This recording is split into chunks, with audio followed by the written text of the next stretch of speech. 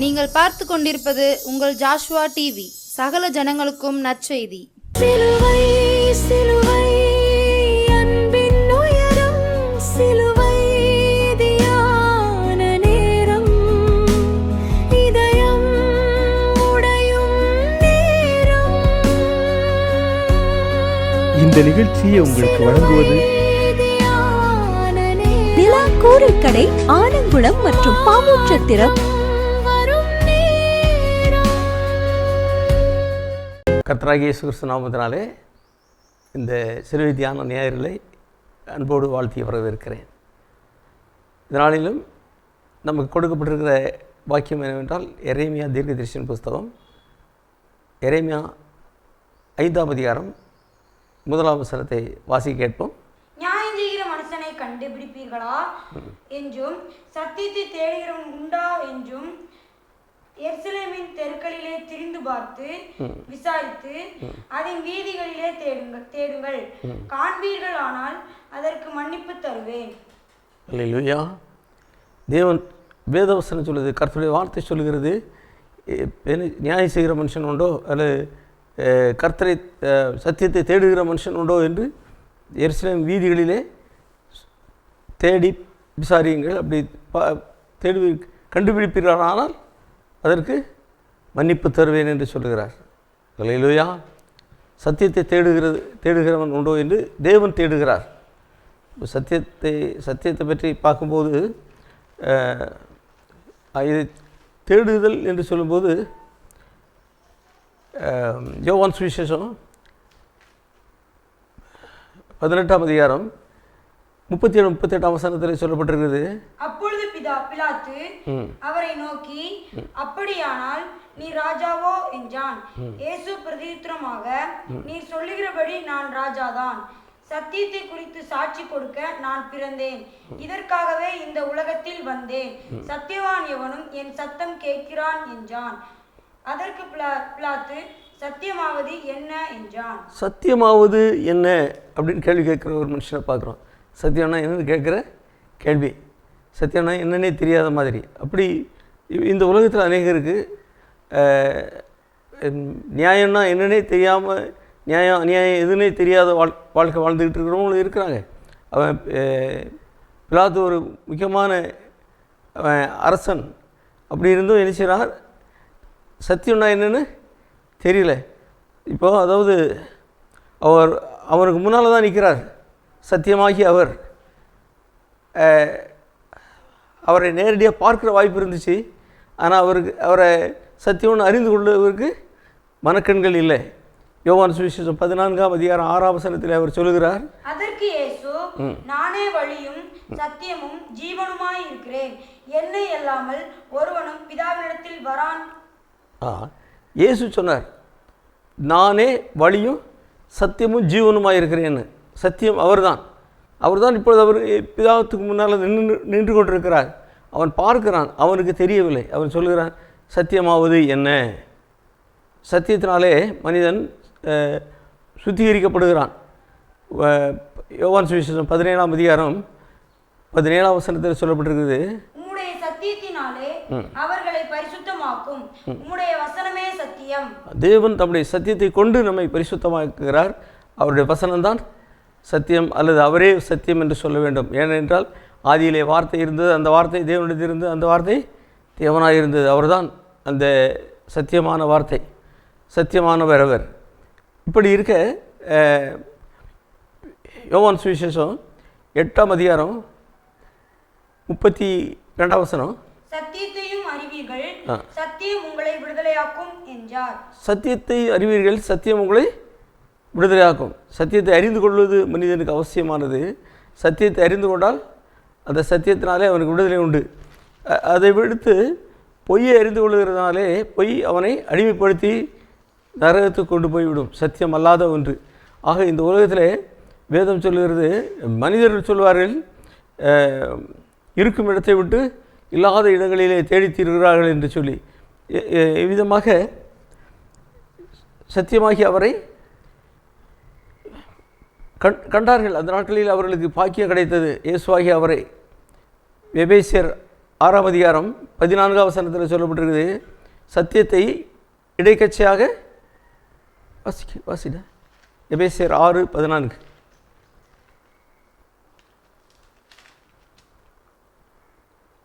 சத்தியம் என்னும் கச்சையை உங்கள் அறையில் கட்டினவர்களாயும் நீதி என்னும் மார்க்கவசத்தை தரித்தவர்களாயும் சமாதானத்தின் சரி போதும். அப்போ சத்தியம் என்பதை அரைக்கச்சையாக கட்டிக்கொள்ளணும் என்று சொல்லப்பட்டிருக்கு. அப்படியானால் யுத்த வீரன் பொதுவாக அரைக்கச்சை கட்டி கொண்டானால் அவனுக்கு பலன் உண்டாகிறது. நாம் இந்த உலகத்தில் பலனடைய வேண்டுமானால் சத்தியத்தை கச்சையாக கட்டிக்கொள்ள வேண்டும். இயேசு கிறிஸ்து சொன்னார், பரிசுத்த ஆவி உங்களிடத்தில் வரும்போது நீங்கள் பலனடைந்து சாட்சிகளாக இருப்பீர்கள் என்று. ஒரு யுத்த வீரனுக்கு சமமாய் நாம் யுத்தம் செய்ய வேண்டுமானால் சத்தியமாகி அவரையே நம்முடைய இடைக்கட்டாக கட்டிக்கொள்வோமானால் நாம் என்ன செய்கிறோம்? அவரால் இடை கட்டப்பட்டு உறுதியாய் நின்று சத்தியத்தை சாட்சியாய் வாழ முடியும். சத்தியத்தை கொண்டு பிசாசை ஜெயிக்க முடியும். மாத்திரமல்ல, யோவான் சுவிசேஷம் 1 யோவான் 1:8 எழுதப்பட்டிருக்கிறது, நமக்கு பாவம் இல்லை என்போமானால் நம்மை நாமே வஞ்சித்திருக்கிறவர்களாய் இருப்போம், சத்தியம் நமக்குள் இராது. ஆத்மாதயம் செய்யும்போது மனிதர்களிடத்தில், ஐயா உங்களுடைய பாவத்துக்காக இயேசு கிறிஸ்து மரித்தார், சிலுவையில் மரித்தார், அடக்கம் பண்ணப்பட்டு உயிரோடு எழும்பினார், அவர் உங்களுடைய பாவத்தை மன்னிக்கிறார், நீங்கள் அவரை ஏற்றுக்கொள்வீர்களானால் உங்களுக்கு உங்களுடைய பேர் ஜீவ புஸ்தகத்தில் எழுதப்படும், நீங்கள் நித்திய ஜீவனை பெற்றுக்கொள்வீர்கள், இயேசுவை ஏற்றுக்கொள்ளுங்கள் ஐயா, உங்களுடைய பாவம் மன்னிக்கப்படும் ஐயான்னு சொன்னால், பாவமா? நான் ஒரு பாவமே செய்யலையே, நான் என்ன பாவம் செய்தேன்? இப்படி சொல்கிற ஆட்கள் இருக்கிறாங்க. அவங்களுக்கு பாவம்னா என்னென்னு தெரியல, அடுத்தாப்ப சத்தியம்னாலும் என்னென்னு தெரியல. அதனால தான் பாவம் நமக்குள் பாவம் இல்லை என்போமானால் நம்மை நாமே வஞ்சிக்கிறவர்களாக இருப்போம், சத்தியம் நமக்குள் இராது. ஆகவே அருமையானவர்களே, பாவங்களை மறைக்கிறவன் வாழ்வடைய மாட்டான், அவற்றை அறிக்கை செய்து விடுகிறவனோ இறக்கப் பெறுவான். நாம் முழுதுமாய் தாழ்த்த வேண்டும். நமக்குள் பாவம் இல்லை என்போமானால் நாம் நம்முடைய இருதயம் நம்மை நாமே வஞ்சிக்கிறது. அதாவது மனிதன் நடந்து போகும்போது கல் தடுக்கி கீழே விழுந்து விட்டு என்று சொல்லுவான், கல் எத்திடுது என்று. கல் இவனை எத்தலை, கல்லில் இவனே தான் எத்திக்கிட்டான். இதுபோல் நம்முடைய மனசாட்சி நம்முடைய தப்பை மறைத்து மற்றவர்கள் மேல் குற்றச்சாட்டுகிறதா இருக்கிறது. ஆதாம் கூட அப்படி தான் சொன்னான், நீர் தந்த இந்த இஸ்திரியானவள் என்று சொல்லி. மனிதன் எப்போதுமே தன்னுடைய தப்பிதங்களை ஒத்துக்கொள்ளுகிற வழக்கம் இல்லை. ஒத்துக்கொள்ளாவிட்டால் அதாவது பாவம் என் மேலே குற்றம் இல்லைன்னு சொல்லி சொல்கிறது, பாவம் இல்லை என்போமானால் நம்மை நாமே வஞ்சிக்கிறவர்களாக இருக்கிறோம் என்று வேதம் சொல்லுகிறது. ஆக இப்போது தேட வேண்டும். எதை தேடணும்? சத்தியத்தை தேட வேண்டும். சத்தியமாகிய இயேசுவை தேடினால் நமக்கு கிடைக்கிற நன்மைகள் என்ன? 2 நாளாகமும் 14ஆம் அதிகாரம் 7ஆம் வசனத்தை வாசிக்க கேட்போம். அவன் யூதாவை நோக்கி, தேசம் நமக்கு முன்பாக அமர்ந்திருக்கையில் நாம் இந்த பட்டணங்களை கட்டி அவைகளுக்கு அலங்கங்கள், கோபுரங்கள், வாசல்கள் உண்டு பண்ணி தாழ்பால் போட்டு பலப்படுத்துவோமாக. நம்முடைய தேவனாகிய கர்த்தரை தேடினோம். தேடின போது சுற்றிலும் நமக்கு இளைப்பாறுதலை கட்டளையிட்டார் என்றான். அப்படியே கட்டினார்கள், அவர்களுக்கு காரியம் வாய்த்தது. அப்படியே கட்டினார்கள், காரியம் வாய்த்தது. எதனால் காரியம் வாய்த்தது? அவர்கள் கர்த்தரை தேடினார்கள். அதற்கு முன்னதாக அவன் அந்த பட்டணத்துக்கு மதில் சுவர்களை கட்டி தாழ்பால்களை போட்டு பலப்படுத்தினான். இவ்விதமாக கர்த்தரை தேடின நாட்களிலே இவ்விதமான ஆசீர்வாதத்தை அந்த நாட்களிலே, அந்த ராஜாவின் நாட்களிலே ஜனங்களுக்கு அமைதல் உண்டாயிற்று, ஆசீர்வாதம் உண்டாயிருந்தது. இன்னும் கூட இன்னொரு ராஜாவும் அதே மாதிரி சொல்லுகிறான் பாருங்கள். அவருடைய வாழ்க்கையிலே 2 நாளாகவும் 26ஆம் அதிகாரம் 5ஆம் வசனம். தேவனுடைய தரிசனங்களில் புத்திமானாய் இருந்த சகரியாவின் நாட்களிலே தேவனை தேட மனதிணங்கி இருந்தான். அவன் கர்த்தரை தேடின நாட்களில் தேவன் அவன் காரியங்களை வாய்க்க செய்தார். அல்லேலூயா. தேவன் அவனுடைய காரியங்களை வாய்க்க செய்தார். கர்த்தரை தேடின நாட்களிலே காரியங்களை வாய்க்க செய்கிறார். அதற்கு முன்னதாக அமைதலை கட்டளையிட்டார், சமாதானத்தை கட்டளையிட்டார். அவர்கள் தேசத்தை கட்டி அரண்களை பலப்படுத்தி தாழ்பால்களை போட்டார்கள். இவ்விதமாக கர்த்தரை தேடினோம், கர்த்தர் நமக்கு விதமான நன்மைகளை செய்தார் என்று பார்க்கிறோம். அதனால தான் ஆண்டவரை தேடணும். தேடுகிறவர்களுக்கோ ஒரு நன்மையும் குறைவுபடாது. சங்கீதம் 34:10 சொல்லப்பட்டிருக்குது, கர்த்தரை தேடுவதற்கோ இன்னும் அதிகாலையில் தேடுகிறவர்கள் என்னை கண்டடைவார். எப்போ தேடணும்? காலமே தேடணும். சங்கீதம் நீதிமொழிகள் 8:17 என்னை சிநேகிக்கிறவர்களை நான் சிநேகிக்கிறேன், அதிகாலையில் என்னை தேடுகிறவர்கள் என்னை கண்டடைவார்கள். தேடணும். அதிகாலையிலே ராஜாக்கள் தேடினாங்க. நம்ம அதிகாலையிலே என்ன எதன் மூலமாக தேடலாம்? வேத வாசிக்கிறது மூலமாய், ஜெபம் பண்ணுகிறது மூலமாய், காலையில் முதலாவது மற்ற எல்லா வேலைகளை விட தேவ சமூகத்தில் தேவ பிரசன்னத்தை உணர்ந்து கொள்ளும்படியாய் இந்த நாட்களில் கூட நாம் காலையிலே இந்த சிலுவை நேரத்திற்கு முதலாவது இடம் கொடுக்கிறோம் என்றால், விதமாக இந்த நாட்களில், இந்த 40 நாட்களில் மட்டுமல்ல, எல்லா நாட்களிலும் என்ன செய்ய வேண்டும்? ஆண்டவருக்கு முதலிடம் கொடுத்து வேதம் வாசிக்கிறது மூலமாக, ஜெபம் பண்ணுகிறது மூலமாக கர்த்தரை தேட வேண்டும், சத்தியத்தை தேட வேண்டும்.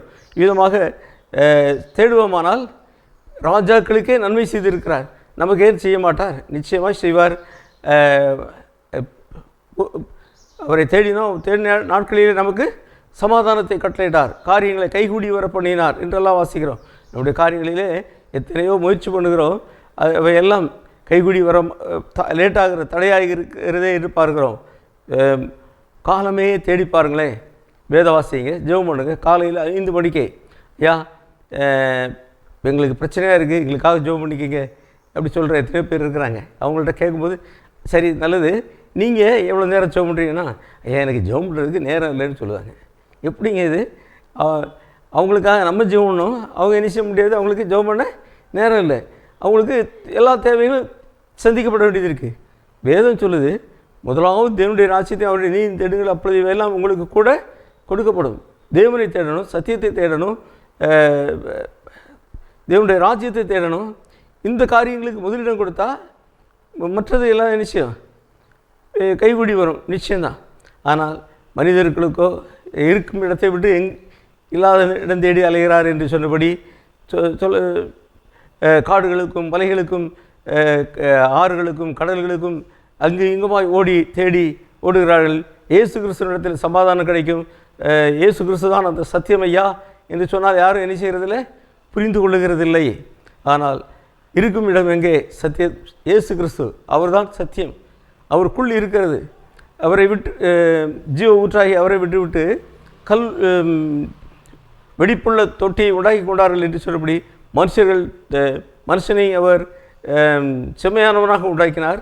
அவர்களோ பல உபாதந்திரங்களை ஏற்படுத்தி கொண்டார்கள் என்று சொல்லபடி மனிதன் தெய்வத்துக்கு பதிலாக மற்ற எல்லா உருவங்களிலும் செய்து வைத்து கொண்டு அவைகள் தெய்வம் என்று நம்பி விடுகிறார்கள்.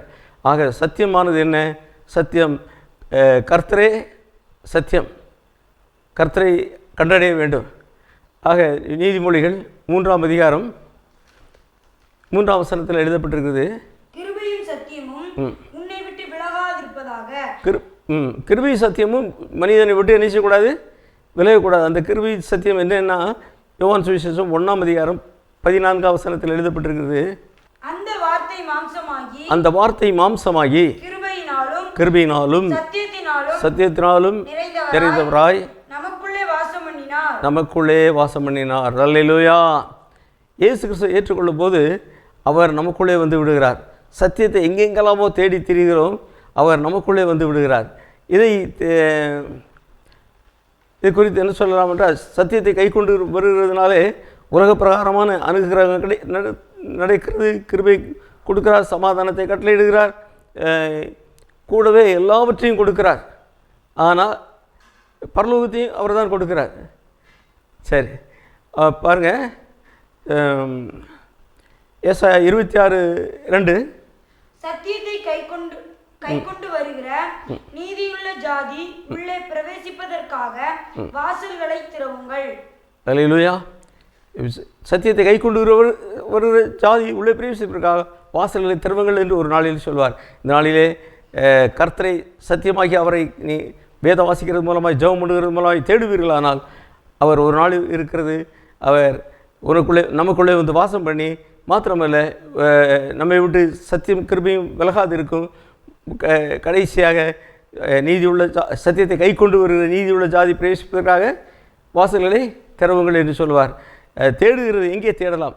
இயேசுவை நாம் எங்கு காணலாம், அவர் பேசுவதை எங்கு கேட்கலாம், இயேசுவை நாம் எங்கு காணலாம். கண்ணிரண்டும் புனலாக நெஞ்சும் மணலாக மண்டியிட்டு வீழ்ந்தேன் நான் திருமறை முன்பாக, விண்ணரசர் என்னுடனே கண் விழிப்பாய் என்றார், கண் விழித்தேன் என் முன்னே கர்த்தரேசு நின்றார். சத்தியத்தை அறிவீர்கள், சத்தியம் உங்களை விடுதலையாக்கும். அல்லேலூயா. ஆக சத்தியத்தை அறிந்து கொள்ள வேண்டும். உலகத்தில் எதையெல்லாமோ அறிந்து கொள்வதற்காக நாம் நேரங்களை செலவிடுகிறோம். சத்தியத்தை அறிந்து கொள்வதற்காக நேரம் செலவிடுகிறோமா? வேதத்தை ஆராய்ந்து பார்க்க செலவிடுகிறோமா?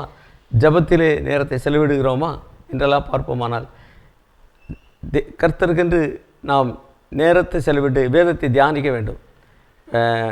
தாவீதுடைய வாழ்க்கையிலே சொல்கிறார், அதாவது வேதத்தில் உள்ள அதிசயங்களை பார்க்கும்படி என் கண்களை திறந்தாலும். வேதத்தில் மனிதர்கள் எல்லாவற்றையும் காண்கிறார்கள், ஆனால் சத்தியமாகி அவரை காண முடியவில்லை. சந்திரன் வரைக்கும் போகிறதுக்கு ஆராய்ச்சி பண்ணுறாங்க, ஆராய்ச்சியெல்லாம் தெரியுது. ஆனால் வேதத்தை படிக்காதவங்க இல்லை, படிச்சிருக்கிறாங்க. அநேகர் அரசியல்வாதிகள் கூட வேத வசனத்தை வைத்து பேசுகிறதை பார்க்குறோம். ஆனால் அவர்களுக்கு இயேசு தென்படவில்லை. தாவீது சொல்கிறான் சங்கீதம் 119:18 வேதத்தில் உள்ள அதிசயங்களை பார்க்கும்படி என் கண்களை திறந்துவிடும். இந்த சத்தியத்தை காண வேண்டுமானால் என்ன செய்யணும்? தேவன் மனக்கண்களை திறக்க வேண்டும். இன்னும் 2 கொரிந்தியர் 4:4 சொல்லப்பட்டிருக்கிறது, இந்த சத்தியத்தை அறியக்கூடாதபடிக்கு. 2 கொரிந்தியர் 4:4 வாசினே. சத்தியத்தை அறியாதபடிக்கு பிரபஞ்சத்தின் தேவனானவன் அவருடைய மனக்கண்களை குருடாக்கினான் என்று எழுதியிருக்கிறது. வாசி. தேவனுடைய சாயலாய் இருக்கிற கிறிஸ்துவின் மகிமையான சுவிசேஷத்தின் ஒளி அவிசுவாசிகளாகிய அவர்களுக்கு பிரகாசமாய் இராதபடிக்கு இப்பிரபஞ்சத்தின் தேவனானவன் அவர்களுடைய மனதை குருடாக்கினான். அல்லேலூயா. ஆக இந்த சுவிசேஷம் அவர் தான் சுவிசேஷம். அவர் அவருடைய பிரகாசம் மக்களுக்கு தெரியப்படாதபடிக்கு பிசாசன் என்ன செய்தான்? கண்களை குருடாக்கிட்டான். எல்லா மக்களுக்கு காலமே எழுந்தால் செல்ஃபோனுக்கு வாஞ்சி இருக்குது, அதை பார்க்கறதுக்கு நேரம் இருக்குது, டிவி பார்க்க முடியுது, இன்னும் எத்தனையோ களியாட்டுகளில் ஈடுபடுறதுக்கு நேரம் இருக்குது. வேதத்தை நேசிக்கிறதுக்கு கேட்டால் ஐயா நேரம் இல்லையா. கூட்டங்களுக்கு வர்றது கூட சில நேரங்களில் இன்றைக்கி ஏன் ஆராதனைக்கு வரலைன்னா, இன்றைக்கி ரொம்ப சொந்தக்காரங்களுக்கு வீட்டில் கல்யாணம் அல்லது சடங்கு இப்படியெல்லாம் சொல்கிறாங்க. மற்ற எல்லா காரியங்களுக்கும் முக்கியத்துவம் படுத்துகிறாங்க. ஆனால் கர்த்தரை தேடுவதற்கும் ஒரு நன்மையும் குறைபடாது. சத்தியத்தை தேடுங்கள், எருசலேம் வீதிகளிலே தேடுங்கள், அதை அப்படி காண்பீர்களானால் உங்களுக்கு மன்னிப்பு கிடைக்கும் என்று. வீதிகளிலே தேடினால் என்ன காண முடியுது? இயேசு கிறிஸ்து சிலுவையில் சுமந்து கொண்டு வீதி வழியாக சென்றார், அவரை காண முடியும். அவரை கண்டு கொண்டால் நமக்கு மன்னிப்பு நிச்சயமே. அல்லேலூயா. ஆகவே அருமையானவர்களே, இந்த இயேசு கிறிஸ்து ஆண்டவரே உண்மை எனக்கு வெளிப்படுத்தும் என்று சொல்லி என்ன செய்யணும்? கேட்க வேண்டும். ஆண்டவர் தன்னை நமக்கு வெளிப்படுத்தாவிட்டால் மனிதன் சுய முயற்சியினாலே எந்த காரணத்தை கொண்டு செய்ய முடியாது, பார்த்து விட முடியாது. சத்தியத்தை நாம் அறிந்து கொள்ள வேண்டும். சத்தியத்தை வாங்கு, அதை விற்காதே என்று சொல்லப்பட்டிருக்குது. ஆகவே இந்த சத்தியத்தை தூணும் ஆதாரமாக்கிறார் என்று சபையில் சொல்லப்பட்டிருக்குது. ஆக பாரம்பரியத்தை நம்பியல்ல, சத்தியத்தை நம்பி தான் சபை இருந்துக்கிட்டு இருக்கு. ஆக நாம் சத்தியத்துக்கு தூணும் ஆதாரமாய் விளங்க வேண்டும் சபையிலே. ஆக இவ்விதமாக சத்தியத்தை நாம் அறிந்து கொள்ள வேண்டும், சத்தியத்தை கை கொண்டு நடக்க வேண்டும். சத்தியத்தை கை கொண்டு வருகிற ஜாதி உள்ளே பிரவேசிப்பதற்காக வாசல்களை திறவுங்கள் என்று ஒரு நாளிலே சொல்வார். அதற்கு காண்பீர்களானால் அதற்கு மன்னிப்பு கொடுப்பேன் என்று சொன்னபடி ஆண்டவர் நமக்கு மன்னிப்பின் கிருபைகளையும் நிச்சயமாய் தருவார். நன்றி தகப்பனே, ஸ்தோத்திரம். அன்பின் ஆண்டவரே, பரலோக பிதாவே, இம்மட்டுமாய் ஒரு சில வார்த்தைகளின் மூலமாய் முதலாமல் தெரிவித்திருக்கிறார் ராஜா. ஆண்டவரே, வீதிகளில் தேடி பாருங்கள் என்று சொன்னபடி தேடினால், சத்தியத்தை தேடினால் சத்தியமாகி நீர் சிலுவை சுமந்து கொண்டு வீதிகளிலே எங்களுக்காக அலைந்ததை பார்க்கும் பொழுது ஒவ்வொரு மனுஷனும் அந்த சிலுவை மரணத்தினாலே மீட்கப்படுகிறான் என்ற இந்த சத்தியத்தை அறிந்து கொண்டு ஆசீர்வதிக்கப்பட உதவி செய்யும். எத்தனை நாட்கள் இந்த வசனத்தை கேட்டாலும் சிலுவை சுமந்த உண்மை சத்தியமாகிய உண்மை அறிந்து கொள்ளாவிட்டால் எப்படி மன்னிப்பு பெற முடியும்? அவர்களை தேடுங்கள், அப்படி கண்டுபிடிப்பீர்களானால் உங்களுக்கு மன்னிப்பேன் என்று சொன்னிருக்கிறதே. விதமாக கர்த்தாவே இந்த வசனத்தை கேட்ட ஒவ்வொருடைய குற்றங்களையும் மன்னித்து ஆண்டவரே அவர்களை ஆசீர்வதிக்கணுமாக ஜெபிக்கிறேன். சொல்லப்பட்ட அனைத்து ஆசீர்வாதம் அவர் மேல் வரட்டும். இயேசு நாமத்தில் ஜெபிக்கிறோம் பிதாவே, ஆமென். நண்பர்களாய் குடும்பமாய் கொண்டாடி மகிழ நிலா கூரை கடை வாங்க. நமது நிலா கூரை கடை ஆலங்குளம் மற்றும் பாவூர்சத்திரத்தில் உள்ளது. மதியம் மற்றும் இரவு உணவுக்கு சிறந்த இடம்.